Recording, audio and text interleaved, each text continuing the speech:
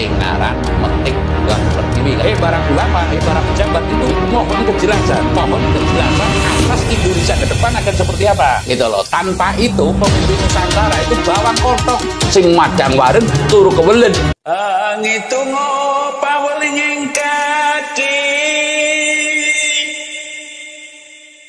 satu palon pamongno swantara. Tapi ulo salam yo atur bagyo wis muga nusantara. Salam mulia Mbah. Salam mulia nggih. Selamat sore Mbah. Selamat sore. Bertemu lagi di Palenggahan Pertapaan Panjenengan. Begini Mbah.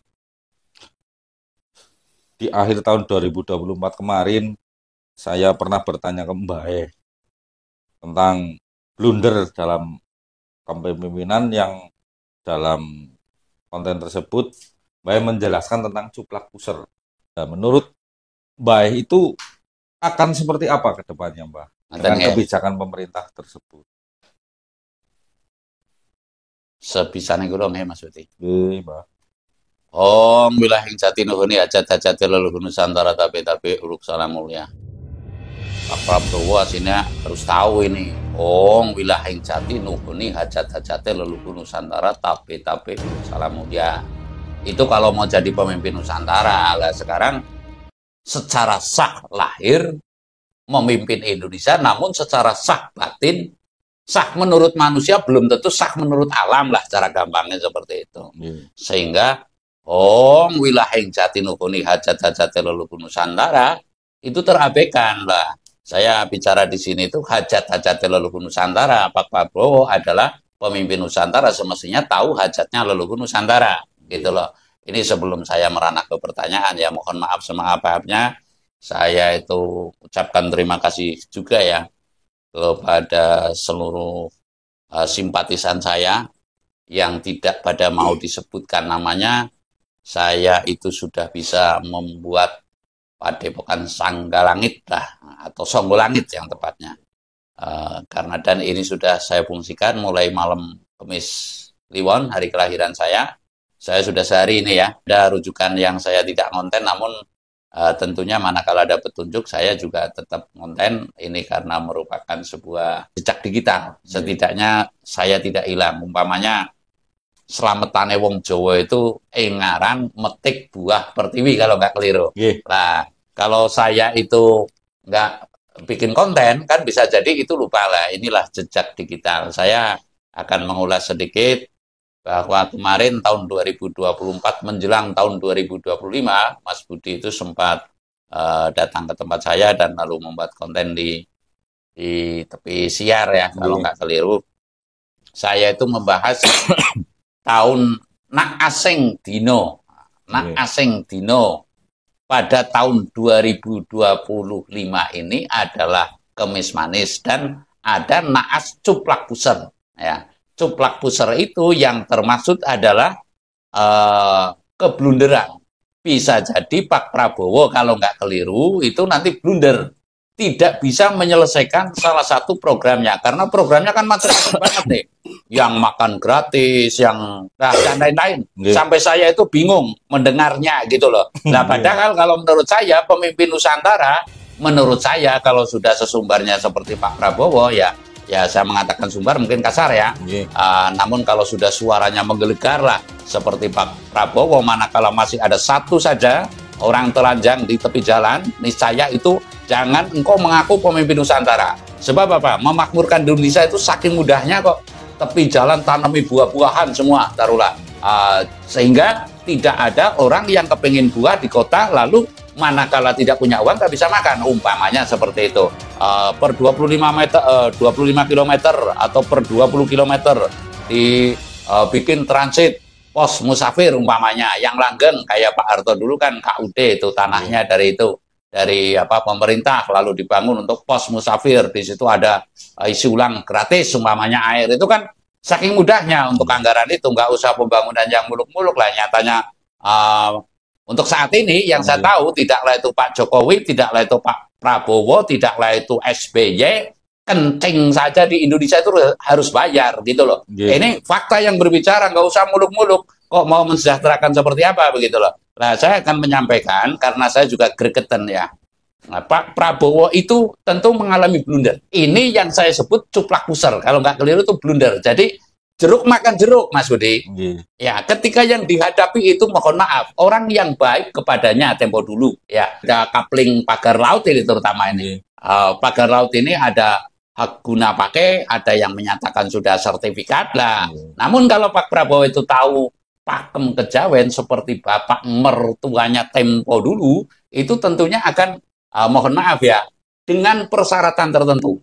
Contoh transmigrasi kalau nggak keliru. Nah, dulu itu 2 tahun kuat, baru sertifikat dikasihkan. Nah, lalu otomatis ya cara pengelolaannya lahan itu merupakan persyaratan. Sungguh-sungguh apa tidak gitu loh. Bahkan didoping, dibantu. Ini mertuanya lah. Kalau sekarang, ini kan menurut saya blundernya adalah KKP kalau nggak keliru ya, Kementerian Kelautan dan Perikanan. Sudah nggak bisa nangkap ikan, tapi ngakunya ngurusi ikan gitu loh. Kementerian Perikanan lah. Ini sesuatu yang janggal menurut saya lah.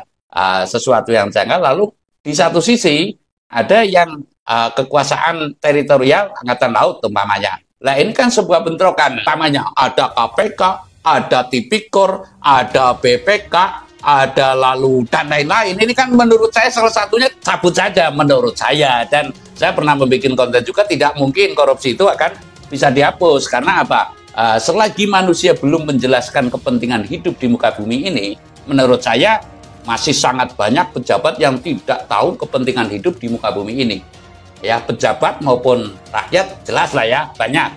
Lalu masih banyak pula ulama yang belum tahu kepentingan hidup di atas muka bumi ini. Makanya saya sering mengatakan bahwasanya kalau ulama sekarang itu rata-rata itu tahunya ya surga neraka sebatas itu.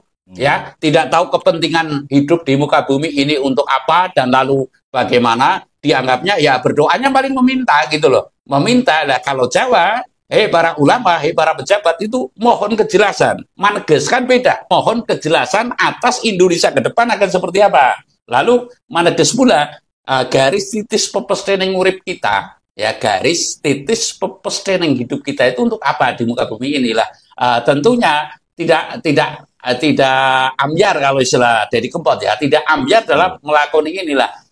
Sekarang Pak Presiden Prabowo ini semestinya kemana arahnya gitu loh, kemana arahnya lah, karena ini adalah partai tidak bisa menaklukkan partai. Kalau dulu kan presiden mesti bisa menaklukkan partai. Dulu ketika Pak Harto, partai sebanyak mungkin lalu disingkat menjadi 3, P3, Golkar, PDI waktu itu. Nah sekarang move-nya Pak Prabowo ini Ewu Hoying Pambudi.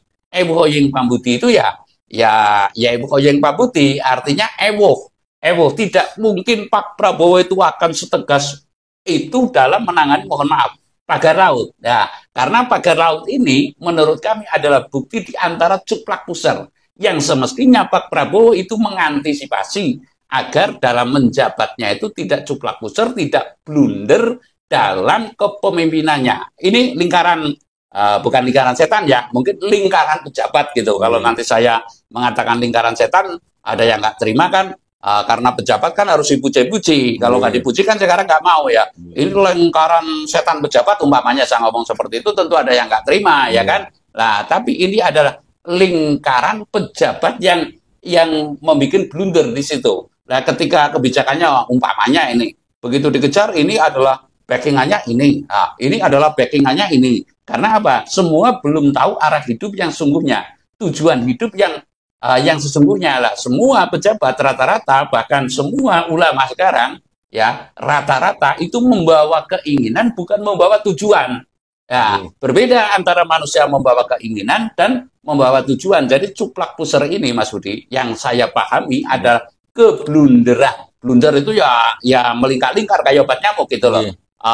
Masa kepemimpinan Pak Prabowo yang tentunya diawali dari peristiwa pagar laut ini ya. Pagar laut ini, Pak, laut kok dipagar lah. Apa tidak tahu buat apa ada, mohon maaf ya, ada BIM, buat apa ada, ya nggak usah itulah. Kalau di Jawa itu kan namanya itu Bin Kaptipnas apa ya itu ya, yang Babin Polsek itu. Kamtipmas, Babin Kamtipmas, Apa? Babin Lah Kamtipmas. kurang lebih itulah. Apakah tidak mengetahui? Lah lalu powernya di mana gitu loh? Powernya di mana? Apa nggak ada laporan gitu loh? Lah ini masalah pagar laut tentunya sudah memakan biaya berapa dan lalu akan seperti apa? Dan lalu nanti kalau dicabut kira-kira kementerian dituntut apa enggak kan blunder. Nah, karena Pak Prabowo tidak tahu tolak balak daripada hari cuplak puser itu. Saya rasa begitu. Nggih. Nah, dari uraiannya panjenengan itu ada tidak, Mbah? Ya, kita sebagai masyarakat kan butuh solusi, Mbah. Solusi artinya edaran dari panjenengan untuk mengingatkan Pak Prabowo yang sedang menjabat sekarang ini loh, Mbah. Solusi ya. Nggih. Nah, kalau solusi tentunya Pak Prabowo harus meniru jejak daripada almarhum mertuanya gitu loh. Tanpa itu pemimpin Nusantara itu bawang kontong. Percaya nggak? Bawang kontong itu kalau istilah Jawa itu gimana? Kepake, terdaftar, namun juga tidak mungkin akan bisa mendapat ijazah. Ibaratnya sekolahnya bawang kontong. Kelas 1 nanti besok nanti nunggak itu apa? Nggak naik kelas karena apa? Dimasukkan untuk bawang kontong saja karena si anak ini mungkin daripada stres nggak mau pengen sekolah tapi nggak diterima sekolah karena belum usianya, itu namanya bawang kontong. Kalau main jonjang umpet itu bawang kontong itu ya ibaratnya ya ikut jonjang umpet ya, petak umpet dan sebagainya, tapi tidak terkategori yang anak ikut dicari. Andai kata dicari ketemu juga bukan kategori dia itu nanti jagain gitu enggak gitu loh. Lah ini bawang kontong lah. Saya nggak mengatakan kemungkinan besar. Kalau kemungkinan kan bisa jadi nggak bawang kontong. Pak Prabowo ini masih pemimpin yang bawang kontong. Ya, bawang kontong itu ya akan statis kondisinya, akan seperti ini karena apa? Tidak ada yang mengerucut kepada mohon maaf ya, penasehat spiritual Nusantara yang asli atau penasehat spiritual asli Jawa lah secara kasar. Sebab mau tidak mau, kenapa pemimpin Nusantara dari dulu itu tetap orang Jawa? Rata-rata kan seperti itu. Pak Habibie hanya sebentar lah gitu loh. Nah ini kasus nyata. Sehingga Pak Prabowo manakala bukan saya kepengen dianggap, saya pun juga masih meneruskan perjalanan. Enggak gitu loh. Enggak, saya bukan kategori orang yang suka dipuja-puja atau dicela-cela, dipuja atau dicela, menurut saya biasa ya. Namun Pak Prabowo harus tahu garis-garis besar haluan spiritual Nusantara dalam memegang kepemimpinan. Sekali lagi, Pak Prabowo mesti tahu garis-garis besar haluan spiritual kepemimpinan Nusantara. Yang saya maksud, contoh, ketika Pak Harto tidak ada yang namanya kata miskin. Adanya norma keluarga kecil sejahtera bahagia. Ya kan, nggak ada itu gaskin, raskin. Ya, karena apa? Beliau itu tahu garis-garis besar haluan spiritual kepemimpinan Nusantara, ya, sehingga mengatakan miskin kepada manusia itu kategori orang dosa atau orang ilok. Kalau itu berani-beraninya kamu manusia sama-sama ciptaan Tuhan, kok kamu mengatakan miskin kepada manusia lah, itu diantaranya. Terus kalau kejawen ya spiritual, tidak ada itu yang namanya Pak Harto mengatakan ini dibuang saja, nggak ada, gitu loh. Paling-paling ini dikembalikan saja kepada asalnya, umpamanya. Ngomong buang ini diantara pantangan lah. Ini hal yang perlu dipahamkan kepada pemimpin Nusantara. Jangan gebyak-uyak ya, mohon maaf. Taunya, mohon maaf sekarang anggaran daerah seperti Banyuwangi kemarin digunakan untuk solawatan Syekh Habib Syekh ya ibaratnya 750 juta. Itu saya lihat di konten loh, kebenarannya saya kurang ngepasi lah. Ini apa-apaan gitu loh, apa-apaan. Sejauh mana kepentingan solawat ini? Karena solawat yang hakikat itu kan tentu tidak untuk pertunjukan kayak artis. Iya kan? Solawat sekarang menurut saya itu malu-maluin bagi orang yang tahu gitu loh. Karena solawat yang asli kan mungkin nguslah itu ya di tempat yang sepi, solawat mendoakan bangsa dan tanah air ya agar seperti apa nanti baru pulang mengasih kabar berita kepada pemimpin, kepada masyarakat begitu. Sehingga tidak seperti sekarang solawatnya itu untuk mencari uang dan membuang uang gitu loh. Membuang uang dalam arti uang memang bukan segalanya ya, namun segalanya sekarang pakai uang. Artinya kita mesti mempertimbangkan mungkin lebih manfaat 750 juta itu ya untuk tempat musafir, umpamanya mipil 3 tempat 250 juta per 2 kilometer umpamanya di wilayah Banyuwangi lah. Sekarang musafir itu akan ngiup kemana? Di masjid, masjidnya sudah nggak boleh. Di gereja, gerejanya ditutup, ya kan? Nah, ini pentingnya musafir juga. Musafir ini adalah orang yang terilhami ada kalanya, ya. Musafir yang sejati loh, saya pikir itu ada yang terilhami dan lalu nanti membawa doa-doa tertentu untuk bangsa dan tanah air yang tidak direkayasa. Mungkin lebih ampuh daripada para kiai, para habib, karena tangisnya para musafir ini akan lebih terdengar oleh Tuhan daripada tangisnya, mohon maaf, sing madang warit turu kewelet. Kan seperti itu. Nah, ini saya mengatakan bahwasanya keblunderan ya itu tanda cuplak user. Sekarang untuk mohon maaf ya, untuk pagar laut niscaya akan sangat blunder dalam mengatasinya. Artinya nanti akan terjadi benturan dengan orang sendiri atau jeruk makan jeruk. Saya rasa demikian, Mas Budi. Nggih, Mbah. Matur nembah nuwun, Mbah, atas pedarane panjenengan kali ini. Salam mulia, Mbah. Salam mulia. Ayo.